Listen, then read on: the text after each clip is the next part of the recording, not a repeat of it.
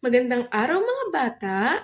Ngayon, gusto kong malaman kumusta kayo?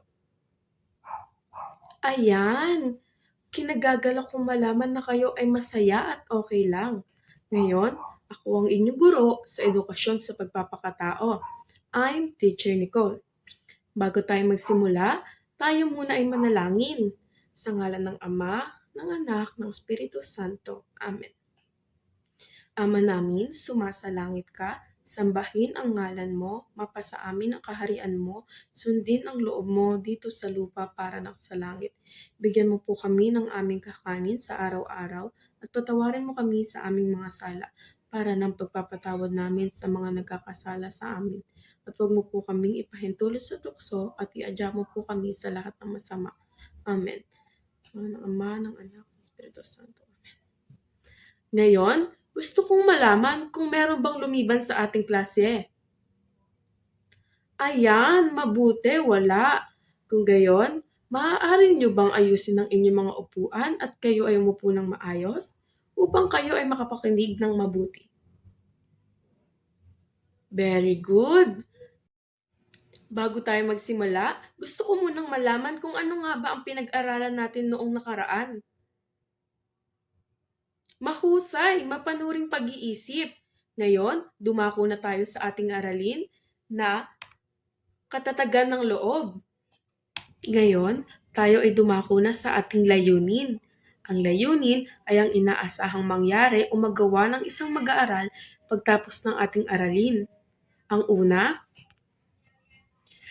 na ipapakita ng mag-aaral sa pamamagitan ng kilos, galaw o simpleng aktibidad ang pagiging matatag at tiwala sa sarili.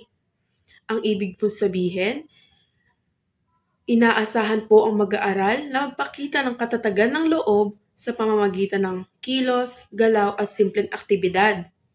Pangalawa, na ipapamalas ng mag-aaral ang positibong disposisyon at tapang sa harap ng may hirap na sitwasyon. Inaasahan po ang mag-aaral na maging positibo pa rin kahit na mahirap ang sitwasyon na kinakaharap. Dahil kapag tayo ay naging positibo kahit mahirap ang kinakaharap natin, mas madali natin itong masusolusyonan. Pangatlo, na ipapaliwanag ng mag-aaral ang kahalagahan ng pagiging matatag sa harap ng pagsubok. Ngayon, simulan na natin. Ako ay may ipapakita sa inyong larawan at gusto kong tingnan nyo ito at ako ay may katanungang ibibigay. Okay ba yon? Ayan.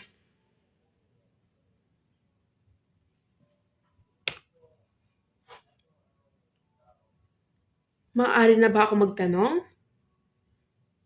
Okay. Ang aking katanungan, paano na ipapakita ng bata ang katatagan ng loob sa sitwasyon na ito? Ayan, tama. Siya ay nagpapakita ng katapangan kahit na siya ay nasasaktan. Very good. Bakit mahalaga maging matatag ang loob kahit natatakot o nasasaktan? Ikaw ay tama, dahil ito ay nakakatulong upang buuin ang tiwala sa ating sarili. Ngayon, ating alamin na kung ano nga ba ang ibig sabihin ng katatagan ng loob. Ang pagkakaroon ng katatagan ng loob ay isang magandang katangian ng pagiging matapang, lalo na sa panahon ng panganib, takot at pagsubok. Ito ay nakakatulong sa iyo upang gawin ang mga bagay ng mag-isa. Kahit na mahirap pa itong gawin, matutulungan mong labanan ang kabagutan, katamaran at kawalan ng pag-asa. Meron ako ditong isang halimbawa. Sa gitna ng bagyo, nang wakasin na malakas na bagyo ang kanilang bahay, halos mawalan ng pag-asa si Lara at ang kanyang pamilya. Ngunit sa halip na umiyak, tinulungan niya ang kanyang magulang na linisin ang paligid at mangalap ng mga natitirang gamit. Kahit pagod, hindi siya sumuko.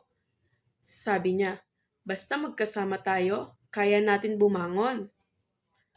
Ngayon, meron ako ditong katanungan. Paano ipinakita ni Lara ang kanyang katatagan ng loob sa gitna ng bagyo? Ikaw ay tama. Hindi siya pinanghinaan ng loob at siya ay hindi sumuko sa anumang kinakaharap niya noong araw na iyon. Very good. Ngayon, ating alamin kung ano nga ba ang katangian ng isang batang may katatagan ng loob. Una, ang taong matatag ay umaasa sa tulong ng Panginoong siyang nagbibigay ng kalakasan sa mga nananampalataya sa Kanya.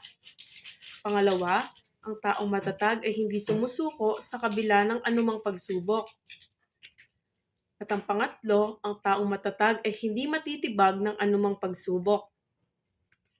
Last, ang pang-apat, ang taong matatag ay hindi natatakot sa anumang pangyayari sa buhay. Lahat ng iyan ay nagpapakita ng katatagan ng loob.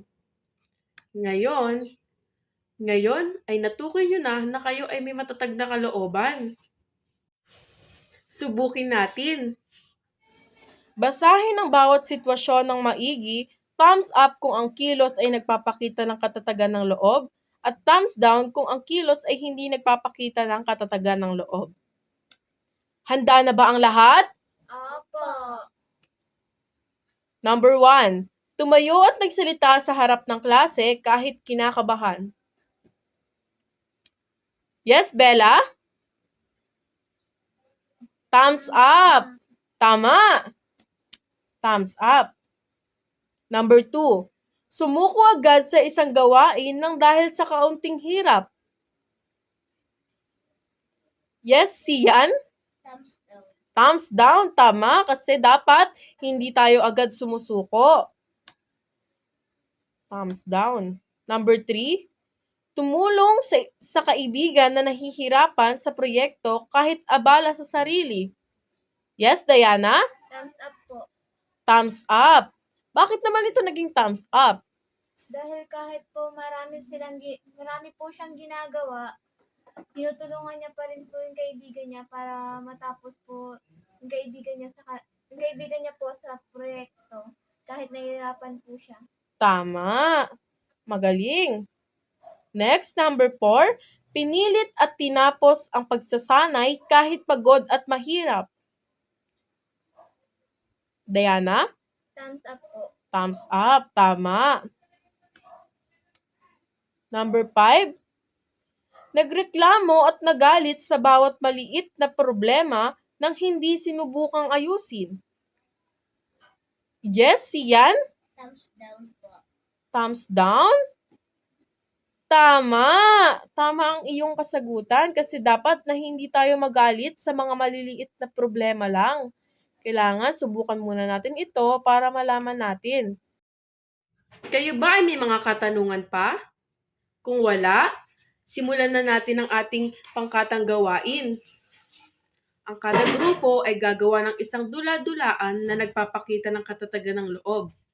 Meron kayong 5 minuto upang gawin ito.